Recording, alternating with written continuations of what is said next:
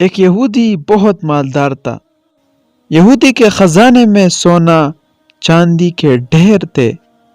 ایک دفعہ وہ اپنے خزانے کا جائزہ لینے گیا۔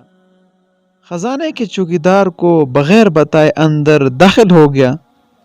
دراصل وہ یہ دیکھنا چاہتا تھا کہ کہیں چوکیدار اس کے جمع شدہ مال میں خیانت تو نہیں کر رہا۔ خزانے کا نظام ایسا تھا کہ دروازہ اندر سے صرف بند ہو سکتا تھا، کھلنے کا سسٹم اندر سے نہیں تھا۔ اس نے اندر داخل ہو کر بے خیالی میں دروازہ بند کر دیا۔ خزانے کا اچھی طرح جائزہ لے کر جب وہ باہر نکلنے کے لیے دروازے پر آیا تو پریشان ہو گیا۔ دروازہ بند تھا اور اندر سے کسی صورت میں وہ دروازہ کھل نہیں سکتا تھا، گویا کہ وہ اندر قید ہو کر رہ گیا۔ اس دوران اسے بھوک اور پیاس ستانے گئی۔ اس کے ارد گرد سونے چاندی کے انبار تھے، لیکن یہ چیزیں اس کی بھوک نہیں مٹا سکتی تھی اور نہ پیاس مٹا سکتی تھی۔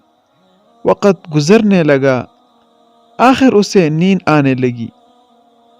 وہ سونا چاہتا تھا لیکن وہاں بستر نہیں تھا۔ خزانہ اسے نرم گرم بستر فراہم کرنے سے قاصر تھا۔ آخر بھوک اور پیاس کی وجہ سے وہ انتقال کر گیا۔ ادھر چوکیدار دروازے کے اس کے پار آرام سکون سے بیٹھا پہرا دے رہا تھا۔ دوستو، سچ ہے یوروپیہ پیسہ نفع پہنچانے والی چیز ہرگز نہیں ہے۔ اصل چیز دین ہے۔ جس کے پاس ایمان کی دولت ہو وہ کامیاب ہے، وہ کبھی بھی ناکام نہیں ہو سکتا۔ اگر کامیاب ہونا چاہتے ہو تو پوری طور پر دین میں داخل ہو جاؤ۔